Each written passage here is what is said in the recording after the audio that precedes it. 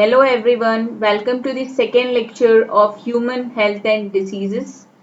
And in this lecture, we are going to cover the following topics. The topics are acquired immunity, T lymphocytes, B lymphocytes, and antigen presenting cells. Okay, now let's study the third line of defense. Third line of defence जो कि हमारी acquired immunity होती है. जैसा हमने previous lecture में ही पढ़ा था, आपको शायद याद होगा कि जो हमारा इम्यून सिस्टम होता है, जो हमारी इम्यूनिटी होती है, उसका काम क्या होता है. बॉडी को हार्म पहुंचाने वाला जो भी सब्सटेंस होगा उसको उससे अपनी बॉडी को प्रोटेक्ट करना, डिफेंस करना. और ये डिफेंस के लिए कैसा होता है कि बॉडी में दो टाइप की इम्यूनिटी होती है. एक होती है इनेट इम्यूनिटी और दूसरी होती है एक्वायर्ड इम्यूनिटी.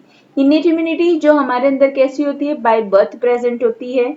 वो हमको सीखने की जरूरत नहीं होती है, वो हमारे पास बाय बर्थ जो है वो प्रेजेंट होती है. और एक्वायर्ड इम्यूनिटी जो रहती है वो जैसे जैसे हम पैथोजन से एक्सपोज होते हैं उससे हम उसको सीखते चले जाते हैं. इनेट इम्यूनिटी में हम लोगों ने दो चीजें पढ़ी थी, first line of defence and second line of defence, जिसको हम डिटेल में ऑलरेडी प्रीवियस लेक्चर में कर चुके हैं. अगर आप उसको मिस किया है आपने तो आप उस वीडियो को दोबारा देख लीजिए, बिकॉज ये सारी चीजें कनेक्टेड है. अगर आपको वो इतने क्लियर नहीं समझ में आएगी तो यहाँ पर आपको डिफिकल्टी हो सकती है. So now we will study the third line of defense जिसको हम acquired immunity बोलते हैं. जैसे मैंने आपको बताया है कि जो acquired immunity होती है ये हम लोग जैसे जैसे बॉडी एक्सपोज होती है पैथोजन से, माइक्रो ऑर्गेनिज्म से, तो हम लोग इसको सीखते हैं. ठीक है, ये थर्ड लाइन ऑफ डिफेंस होती है. थर्ड लाइन ऑफ डिफेंस मतलब कब होगी ये, जब जो पैथोजन है, जो हार्मफुल सब्सटेंसेस है, वो फर्स्ट लाइन ऑफ डिफेंस यानी कि एक्सटर्नल जो एजेंट्स होते हैं उसको भी क्रॉस करके अंदर आ गई. सेकेंड लाइन ऑफ डिफेंस जो थे, जो इंटरनली हमारे WBC, macrophages, natural killer cells, interferons और बहुत सारी चीजें जो हमने पढ़ी थी, उन सबको भी क्रॉस कर जाते हैं. थर्ड लाइन ऑफ डिफेंस उसके बाद काम करता है. साइमल्टेनियसली भी एक साथ भी काम करते रहते हैं. थर्ड लाइन ऑफ डिफेंस में आपको सबसे इंपॉर्टेंट चीज जो याद रखनी है कि थर्ड लाइन ऑफ डिफेंस में एंटीबॉडी जो होता है, एक स्पेशल सेल्स होते हैं, स्पेशल ग्लाइकोप्रोटीन्स होती है, एंटीबॉडी का प्रोडक्शन होता है. और ये एंटीबॉडी जो होती है वो फाइट करती है एज अ सोल्जर बॉडी को के डिफेंस के लिए. So there are important features of the third line of defense and acquired immunity के कुछ important features है. The features are, the first one is specificity. Specificity का मतलब कैसा होता है, जैसे हम लोगों ने देखा था innate immunity जनरल थी, जनरल फॉर ऑल, सारे पैथोजेंस पे, सारे माइक्रो ऑर्गेनिजम्स पे जो भी चीजें आ रही थी वो एक जनरल मैकेनिज्म होता था, वो उसी हिसाब से उसको किल करती थी. बट ये जैसे अगर हम लोग दो माइक्रो ऑर्गेनिजम्स लेते हैं, फॉर एग्जाम्पल अगर हम लोगों ने यहाँ पर ये एक माइक्रो ऑर्गेनिज्म ए है, ये माइक्रो ऑर्गेनिज्म बी है. ठीक है, तो इन दोनों माइक्रो ऑर्गेनिजम्स को किल करने के लिए there will be a specific antibody. ये दो एंटीबॉडीज भी है, अगर इस तरीके से हम ड्रॉ करते हैं, और ये एंटीबॉडी हम कुछ इस तरीके से ड्रॉ कर लेते हैं, तो ये एंटीबॉडी सिर्फ इस माइक्रो ऑर्गेनिज्म को ही किल करेगी, और ये एंटीबॉडी क्या होगा, सिर्फ इसी माइक्रो ऑर्गेनिज्म को किल करेगी. यानी कि हर एक पैथोजन के लिए स्पेसिफिक एंटीबॉडी होती है. ये जनरल नहीं होता है कि ये जितने भी अलग अलग आ रहे सबको किल कर दे, नहीं, ये एक जो पैथोजन है उसके लिए एक स्पेसिफिक एंटीबॉडी प्रोड्यूस होती है. ये एक बहुत इंपॉर्टेंट फीचर होता है थर्ड लाइन ऑफ डिफेंस में. डाइवर्सिटी, डाइवर्सिटी का मतलब होता है ये बहुत सारे पैथोजेंस को आइडेंटिफाई कर सकती है, बहुत सारे फॉरेन मॉलिक्यूल्स को आइडेंटिफाई कर सकती है और सबको किल कर सकती है. सबके अगेंस्ट क्या कर सकती है, ये एंटीबॉडी प्रोड्यूस कर सकते हैं.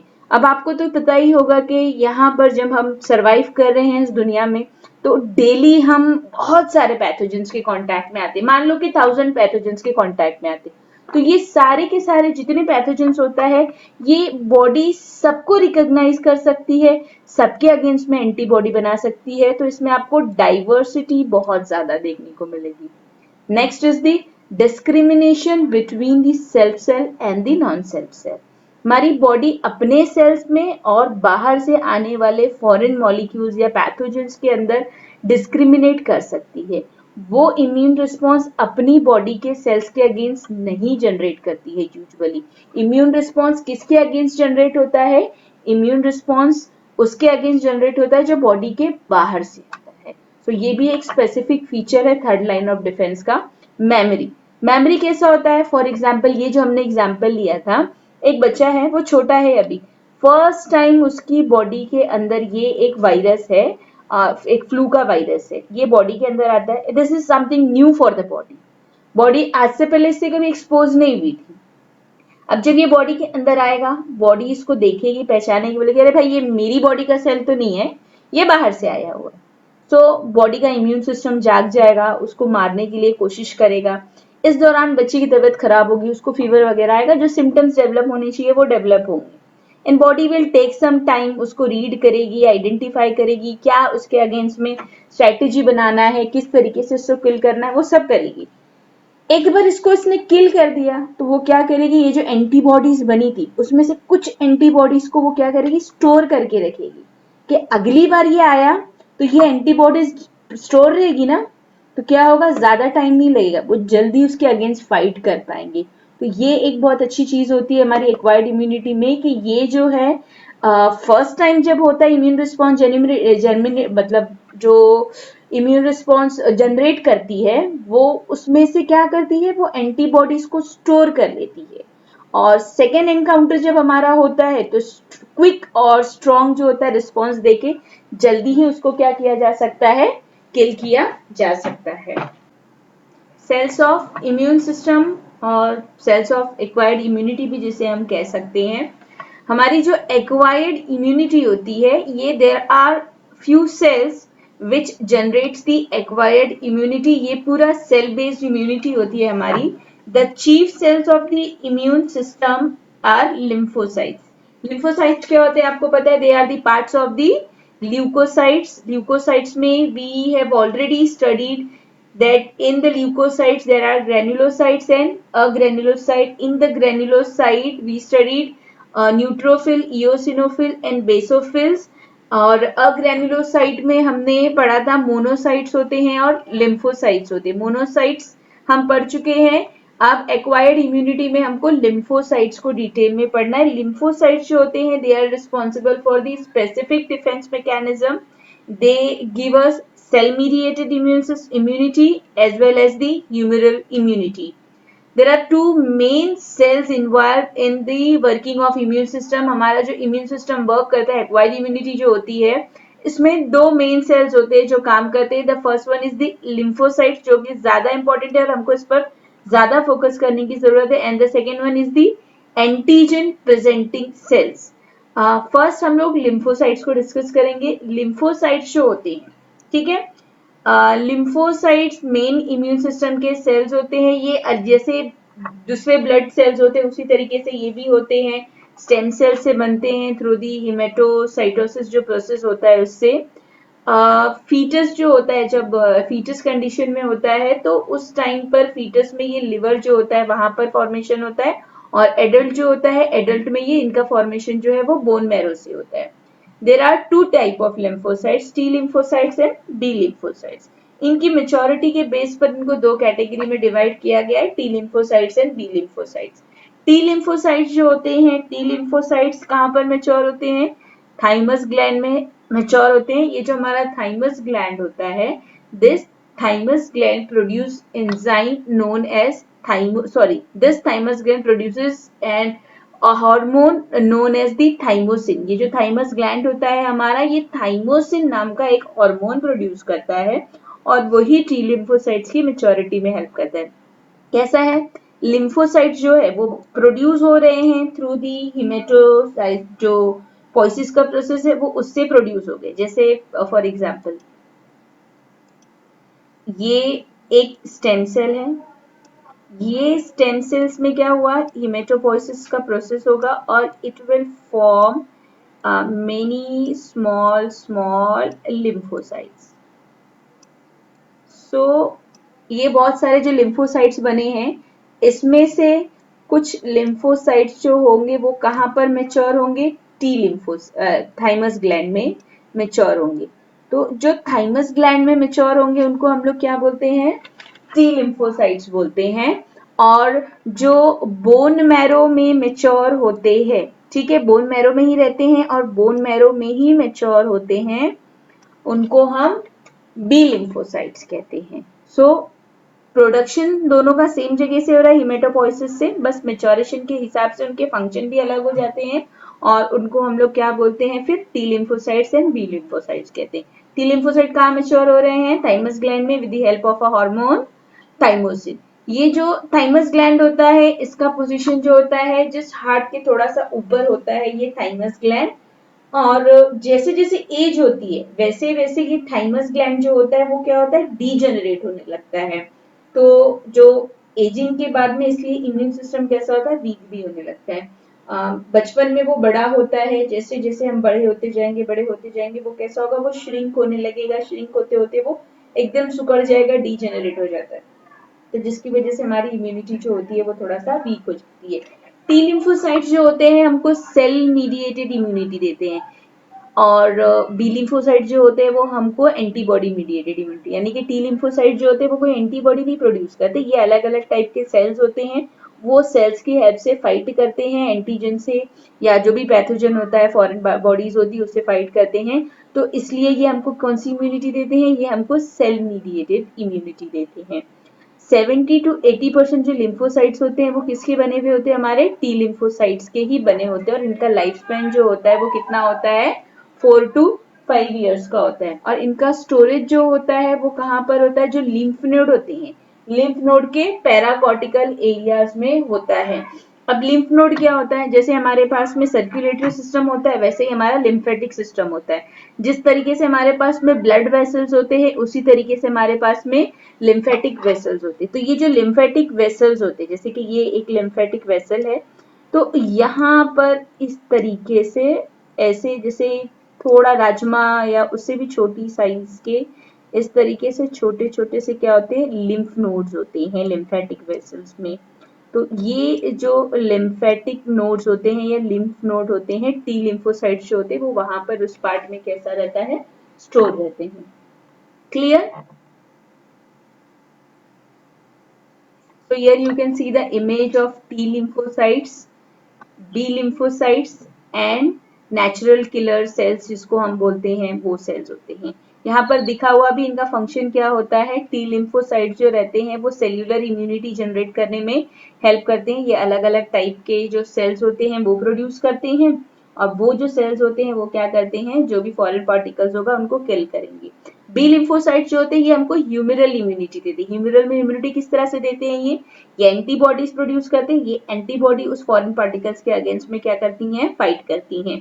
और नेचुरल किलर सेल्स जो होते हैं, वायरस इन्फेक्टेड सेल्स और कैंसरस सेल्स जो होते हैं, आपने देखा था प्रीवियस इनेट इम्यूनिटी के टाइम पर हम लोग ऑलरेडी नेचुरल किलर सेल्स जो है वो उनको डिटेल में डिस्कस कर लिया है कि हाउ नेचुरल किलर सेल्स जो है दे हेल्प। ठीक है, ये डायरेक्टली पैथोजेंस को डिस्ट्रॉय नहीं करते हैं। पैथोजन इन्फेक्टेड सेल जो डैमेज सेल या कैंसरस सेल्स होते हैं वो उनको डिस्ट्रॉय करते हैं। Types of lymphocytes. Now we will study about the different types of T lymphocytes. T lymphocytes जब किसी पैथोजन के कांटेक्ट में आते हैं, जब किसी फॉरेन पार्टिकल्स के कांटेक्ट में आते हैं, तो वो अपने आप को अलग अलग टाइप के लिम्फोसाइट्स में डिफरेंशिएट कर लेते हैं। स्ट्रक्चरली ये सारे टी लिम्फोसाइट्स जो होते हैं वो सेम होते हैं, बट फंक्शनली जो होता है वो अलग अलग फंक्शंस जो है वो परफॉर्म करते हैं। ऑन जैसे यहाँ पर दिया हुआ है कि ये जब एंटीजन के कांटेक्ट में आएंगे तो फिर ये अपने क्लोन्स बनाते हैं टी सेल्स के, जो स्ट्रक्चरली सेम होंगे बट फंक्शनली कैसे होंगे, डिफरेंट होंगे। तो there are 4 types of T lymphocytes. Helper T cells, helper T cells को CD4 sales and T4 sales भी कहा जाता है। किलर टी सेल्स जिनको cytotoxic T sales and CD8 T cells भी कहा जाता है। Suppressor T cells and memory T cells. अब हम इनके फंक्शंस को डिटेल में पढ़ेंगे, इसलिए हम टी लिम्फोसाइट से जो इम्यूनिटी जनरेट होती है उसको हम लोग सेल मीडिएटेड इम्यूनिटी बोलते हैं, because here you can see there are different type of sales.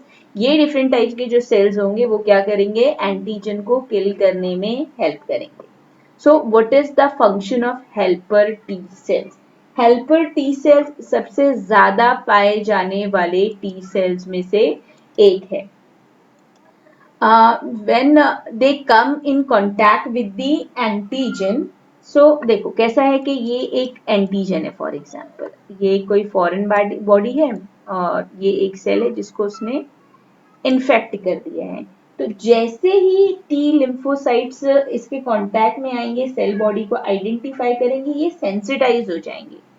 Sensitize होने के बाद में व्हाट दे विल डू, ये एक तरह से मैसेज स्प्रेड करने का काम करते हैं.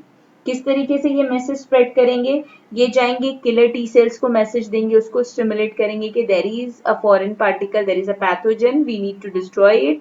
तो ये किलर टी सेल्स या साइटोटॉक्सिक जो टी सेल्स होते हैं वो उनको एक्टिवेट कर देंगे. Plus they stimulates the B lymphocytes also, क्या कि तुम एंटीबॉडी प्रोड्यूस करो बॉडी के अंदर, जो है कोई भी पैथोजन आ गया है तो ये बी लिम्फोसाइट्स जो होते हैं उनको भी क्या करते हैं, एक्टिवेट करते हैं, उनको भी सेंसिटाइज कर देते हैं. और मैक्रोफेजेस जो होते हैं, मैक्रोफेजेस को भी क्या करते हैं, साइट ऑफ इन्फेक्शन जो होता है वो साइट ऑफ इन्फेक्शन पर क्या करते हैं, अट्रैक्ट करके लेकर के आती है. तो this is the function of helper T cells. Helper T cells क्या करते हैं, helper T cells lymphokines produce करते हैं. और ये जो लिम्फोकाइंस होते हैं, these lymphokines they perform the several functions. कौन कौन से फंक्शंस करते हैं, ये क्या करते हैं, किलर टी सेल्स को एक्टिवेट करते हैं, बी सेल्स जो होते हैं बी लिम्फोसाइट्स को भी एक्टिवेट करते हैं, मैक्रोफेजेस जो होते हैं वो उनको भी साइट ऑफ इन्फेक्शन पर लेकर के आते हैं. और प्लस जो दूसरी टी सेल्स होते हैं उनको प्रोलिफरेट करने में भी ये हेल्प करते हैं. Now next is the killer T cells और cytotoxic T cells. How they are working, killer T cells क्या करते हैं, डायरेक्टली अटैक करते हैं माइक्रोब्स को और कैंसर सेल्स को क्या करते हैं, डिस्ट्रॉय कर देते हैं. ये जो इन्फेक्टेड सेल्स होता है उसके अलावा कैंसरस सेल्स जो होते हैं उनको भी डिस्ट्रॉय करने में ये बहुत हेल्पफुल होते हैं. किलर टी सेल्स क्या करते हैं, जैसे कि ये एक इन्फेक्टेड सेल है तो किलर टी सेल्स क्या करेंगे, ये इन्फेक्टेड सेल से इस तरीके से अपने आप को बाइंड कर लेंगे. बाइंड करने के बाद में they will produce a perforin chemical. ये एक परफोरिन नाम का जो केमिकल है उसको सिक्रीट करते हैं. तो ये जो परफोरिन होता है ये क्या करता है, इन्फेक्टेड सेल में होल कर देता है. तो ये होल होने की वजह से कैसा होता है, ये मतलब वो सेल लाइसिस हो जाएगा और उनकी डेथ हो जाएगी. इसलिए इनको क्या नाम रखा गया है, साइटोटॉक्सिक, क्योंकि ये सेल को क्या करते हैं, डिस्ट्रॉय करते हैं. That's why they are known as cytotoxic T cells. So this is how the killer C cells are helpful in killing the infected cell और cancerous cell. किस तरह से ये लोग क्या करेंगे, जो भी infected cell होगा या cancerous cell होगा उससे बाइंड करेंगे. बाइंड करने के बाद में परफोरिन जो है वो केमिकल रिलीज होगा. केमिकल जो होगा वो क्या करेगा, पूरा सेल जो होता है उसमें होल जो होगा वो हो जाएगा, जिससे क्या होगा, सेल मर जाएगा. तो this is how they work. Next is the suppressor T cells. Suppressor T cells जो होता है ये हमारे इम्यून सिस्टम को सप्रेस करके रखता है. Why, this is very important. अगर हमारा इम्यून सिस्टम खुद के सेल्स के अगेंस्ट सप्रेस नहीं रहेगा, so it will start damaging the own body cells which is very bad for the human body और हमारी हेल्थ के लिए जो बहुत बुरा हो जाएगा. बहुत सारे ऑटो इम्यून डिसऑर्डर्स होते हैं जिसमें आप देखोगे कि हमारे खुद के सेल्स के अगेंस्ट में कैसा होता है, बॉडी जो है वो इम्यून रिस्पॉन्स देने लगती है जिससे मसला आ जाता है. सो ये जो सप्रेसर टी सेल्स होते हैं ये क्या करते हैं, हमारे इम्यून सिस्टम को सप्रेस करके रखते हैं, दबा के रखते हैं कि भाई तुम्हें खुद की बॉडी के सेल्स के अगेंस्ट में जो है इम्यूनिटी जनरेट नहीं करनी, खुद की बॉडी के सेल्स को आपको नहीं मारना है, नहीं खत्म करना है. मेमोरी टी सेल्स जो होते हैं, मेमोरी टी सेल्स किस तरीके से हेल्प करते हैं, these are the previously sensitized cells which retain the sensitization memory for a long time in future. जैसे कि यहाँ पर आपने देखा ये एक इन्फेक्टेड सेल है. ये इन्फेक्टेड सेल्स को क्या है, इन्होंने पूरा जो अलग अलग हेल्पर टी सेल्स है, किलर टी सेल्स है, सेपरेटर टी सेल है, ये सारे सेल्स जो है इन्होंने मिल के इसको मारा है, इसको खत्म किया है. तो इन्हीं में से जो कुछ सेल्स होंगे इनके पास में मेमोरी होगी इसको मारने की, किस तरीके से हमने इसको मारा है, इसको किस तरह से हमने रीड किया है, किस मैकेनिज्म से ये किल हुआ है, कौन कौन से केमिकल लगे. तो ये क्या करता है, ये मेमोरी स्टोर कर, कुछ सेल्स जो होंगे वो as a memory cell store हो जाएंगे कि आगे इन फ्यूचर अगर दोबारा कभी इस पैथोजन का अटैक होता है तो दोबारा इस पैथोजन का जब अटैक होगा तो हम मेमोरी सेल्स के हेल्प से क्विक रिस्पॉन्स जनरेट कर पाएंगे, ज्यादा टाइम नहीं लगेगा इसमें। Now we will study the B lymphocytes. B lymphocytes, जैसे हमने T lymphocytes पढ़ लिया है, अब हमको B lymphocytes पढ़ना है। B lymphocytes नाम किस लिए दिया हुआ है इनको? We already know because they are produced in the bone marrow and they get matured also in the bone marrow itself. And in few cases इनका maturation जो होता है tonsil cells में भी होता है and Peyer's patches में भी होता है. Now what is Peyer's patches? Peyer's patches are the numerous areas of lymphoid tissues which are present on the wall of small intestine which are involved in the development of immunity to antigen present there. मतलब ये जो हमारा small intestine होता है, small intestine की जो wall होती है वहां पर लिम्फोइड टिश्यूज होते हैं, वहां भी ये जो है स्टोर होते हैं और ये वहां पर जो भी पैथोजेंस होते हैं उनके अगेंस्ट में इम्यूनिटी जनरेट करने का काम करते हैं। B lymphocytes they provide us humoral immunity, ये सेल मीडिएटेड इम्यूनिटी नहीं देते, ह्यूमरल इम्यूनिटी देते because they are responsible for the antibody production. Remember this, the B lymphocytes are responsible for the production of the antibody. ठीक है, इनका storage कहाँ पर होता है? They are also stored in the cortical area of lymph node. Lymph node क्या होता है वो आपको मैं टी लिम्फोसाइट्स के टाइम पर बता चुकी हूँ। टोटल 20 to 25% होते हैं ये टोटल लिम्फोसाइट्स के और इनका लाइफ स्पेन कुछ ही दिनों का होता है। एंड बी लिम्फोसाइट्स के भी दो टाइप्स होते हैं, यहाँ पर हमको इनके भी क्या है, दो टाइप्स पढ़ना है।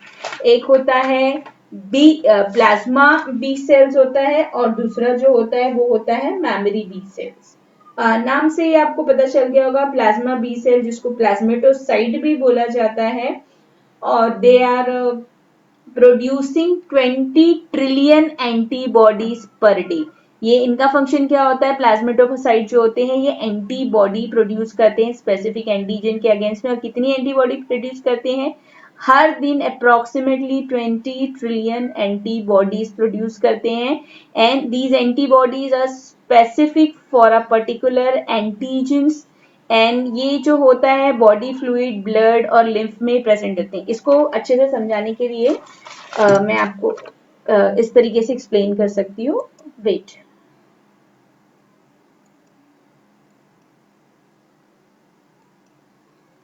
for example,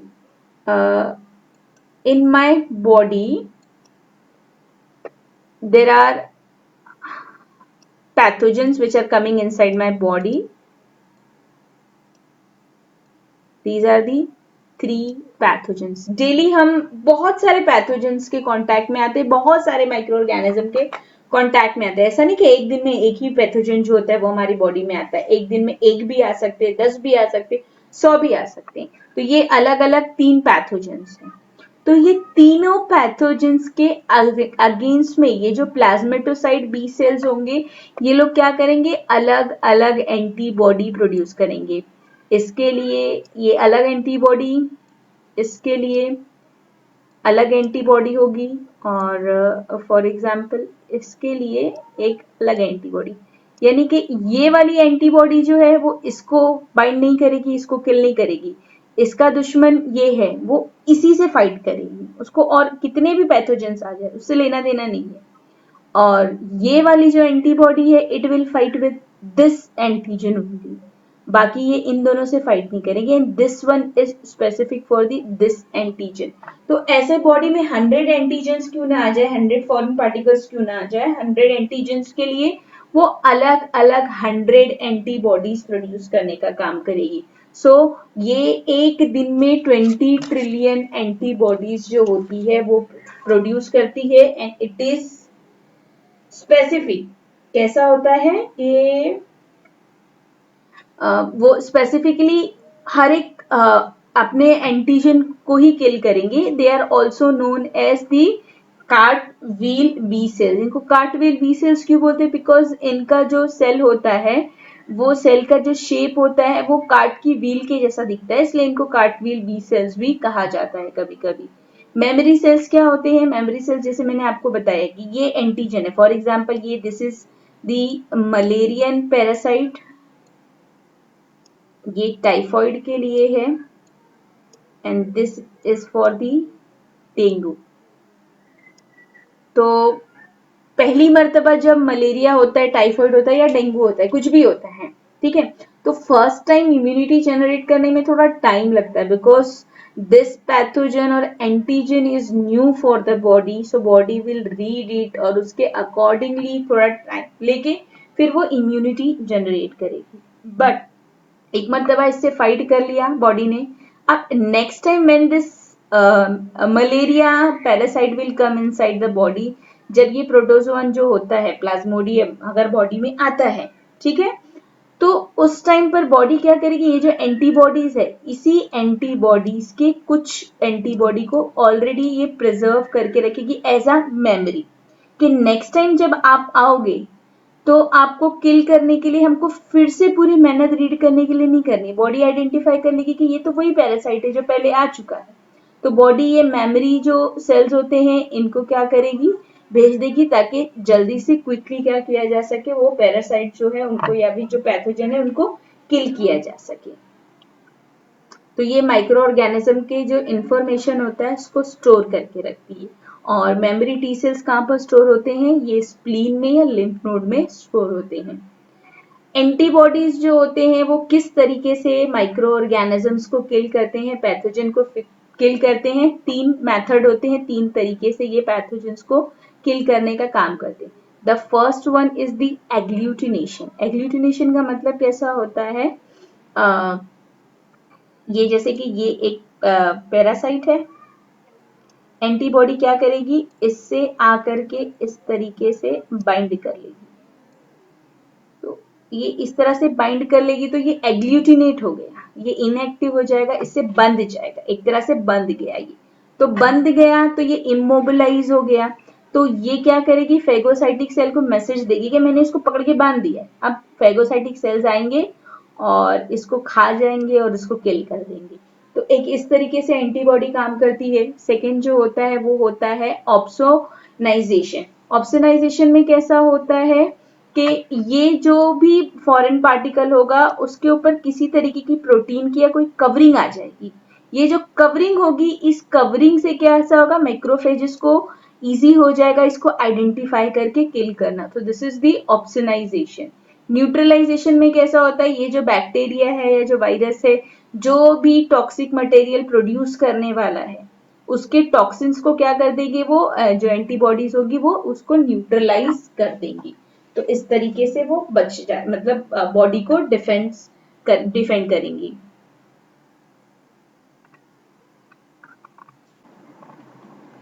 The next cell of the acquired immunity is antigen presenting cells.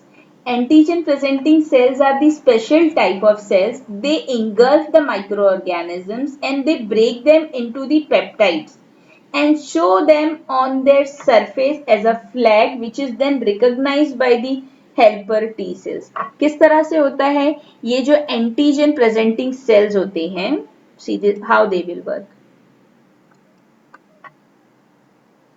ये जैसे कि ये एक पैथोजन है, ठीक है, ये पैथोजन जो होंगे जैसे एंटीजन प्रेजेंटिंग सेल क्या करेंगे, इसको खा जाएंगे, एक तरह से आप कह सकते हो, ठीक है, और उसके बाद में इनको क्या करेंगे, ये इनके टुकड़े कर देंगे, अंदर इनके उनको प्रोसेस करेंगे, इनके टुकड़े कर देंगे, टुकड़े टुकड़े करके इनको पेप्टाइड चेन में जो है इनको कन्वर्ट कर देंगे, और उसमें से एक पेप्टाइड चेन जो होगी उसको ये अपने सरफेस पे एज अ फ्लैग दिखाएंगी, तो ये जब एज अ फ्लैग या उसके सरफेस पर दिखने लगेगा तो हेल्पर जो टी सेल्स होंगे, वो हेल्पर टी सेल्स को मैसेज मिलेगा कि यहाँ पर एंटीजन है, इसको किल करना है, तो हेल्पर टी सेल्स क्या करेगा, अपनी सारी जो उसकी पूरी जो कम्युनिटी है, उसके जो बी सेल्स होते हैं हेल्पर टी सेल्स में, किलर सेल है, साइटोटॉक्सिक सेल्स होते हैं और दूसरी एंटीबॉडीज है, वो सबको मैसेज देंगी कि यहाँ पर एंटीजन है, ये फ्लैग देख करके फिर वो क्या करेंगे, उन सबको वहां पर बुलाएंगे और वो पर्टिकुलर मैकेनिज्म को यूज करके फिर ये एंटीजन को किल कर दिया जाएगा।